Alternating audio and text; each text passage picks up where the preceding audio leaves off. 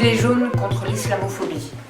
Depuis quelques années, il n'est plus possible de passer une journée en France sans entendre l'expression d'un racisme violent dans les médias, que les propos soient tenus par des élus, des journalistes, des militants d'extrême droite.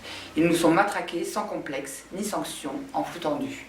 Le mouvement des Gilets jaunes a rapidement instauré un rapport de force défavorable au fascisme et aux xénophobes, notamment en s'associant aux collectifs issus de quartiers populaires et aux groupes de forces antifascistes. Force est de constater que les grandes chaînes d'information et les dirigeants politiques sont incapables d'en faire de même. Pire, ils cherchent à faire grandir l'audience de ces positions nauséabondes. Il est désormais évident que c'est la condamnation d'Éric Zemmour pour provocation à la haine raciale qui lui a permis d'obtenir une émission quotidienne dans la chaîne CNews du groupe Bolloré. Il est temps de se poser la question du financement et des soutiens dont bénéficient les groupuscules fascistes à l'heure actuelle.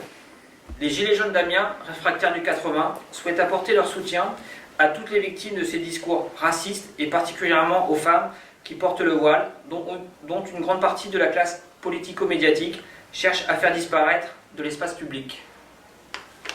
Il est nécessaire d'organiser la contre-attaque. Nous demandons le retrait de la loi de 2004 sur le port du voile à l'école et l'abandon des politiques discriminatoires qui ont été mises en place depuis.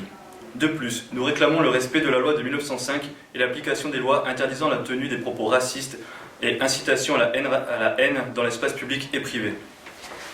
Nous appelons à rejoindre massivement le rassemblement prévu ce samedi 2 novembre devant les locaux de la chaîne CNews. Nous demandons aux associations, collectifs, organisations syndicales et politiques, à toutes les personnes qui ne supportent plus ce climat ambiant, de s'organiser pour tenir une grande marche unitaire contre l'islamophobie et le racisme le 9 novembre prochain à Amiens.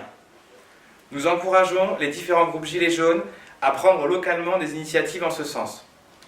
Cette situation ne peut plus durer. Ces discours et positionnements se traduisent de plus en plus en crimes et attentats racistes, comme l'a montré Bayonne ces derniers jours.